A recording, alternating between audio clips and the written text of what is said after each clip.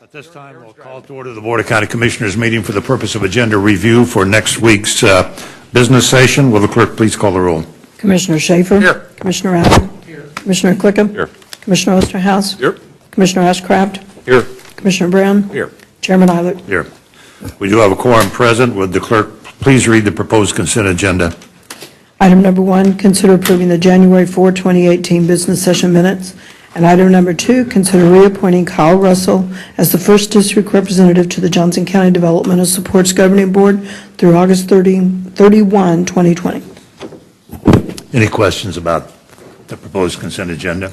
Okay, we'll stand as read. Item number 3. Resolution number WD 18-002. Conduct a public hearing and consider authorizing funds for the study phase of the Nelson Complex wastewater facility and collection system plan in an amount not to exceed $2,700,000. Ms. Pekarik. Good morning, Chairman and Commissioner. Susan Pekarik with Wastewater. This is the topic we discussed a couple of weeks ago in our study session. What you have before you is a map of the Nelson Complex Treatment Facility. It's located just east of, this is Lamar Avenue here, and I guess that's south of I-35. So the Nelson Complex is a trickling filter plant. It was constructed dating back to 1945, so historical context, right after World War II. It was constructed to serve the northeastern portion of Johnson County. So that's attachment B in your packet. These are the areas that serve generally the northeastern portion, as I said. So we've got the Turkey Creek watershed, generally runs along I-35 here, and then the Mission Main watershed or sewer shed, and those are the areas that generally drain to Rock Creek and to Brush Creek. The treatment plant and its assets are near the end of their useful lives. We need to look at replacing those. In addition, that treatment technology is old technology similar to Tomahawk, and it has limited biological capabilities for treatment. In the collection system, we've identified several areas of high inflow and infiltration. You may recall these are the areas that are really the hardest hit during major rain events, and they contribute to basement backups and sanitary sewer overflows. The Nelson Complex is permitted under the National Pollution Discharge Elimination System, and that permit expired in 2006 and has been administratively extended since then. Wastewater has responded to 2 information requests from the EPA, identifying over $400 million in improvements that are needed to address all of the wet weather issues that were identified by EPA. A significant investment is needed for Nelson and for the collection system in this area, but we need to balance those investments with the needs through our entire system. So the funding request as part of this study will build upon the foundation of the prior studies as well as balance the needs of our entire system. So the study will develop recommendations, preliminary costs, and schedule for the necessary improvements, as well as a plan that's compatible with our financial plan and our rate objectives. We've included this study in our capital plan that we presented to the board last year in May, I guess we moved it up a month, and we recommend the board consider approving the funding for that. This is next week, of course. Again, this authorization is for the study. Yes, sir. As I understand, some elements of this facility were originally constructed in 1945, is that right? That's correct. Very historical. Pardon? Very historical. From a wastewater perspective, it's a lot of fun to look at. Okay. Questions? Mr. Ashcraft? Thank you, Mr. Chairman. Ms. Pekarik, before next week, maybe we could visit. I have a few process questions. Okay. Thank you. Very good. All right, well, this is a public hearing, so it will stay on action. Next item. Item number 4, resolution number WD 18-003.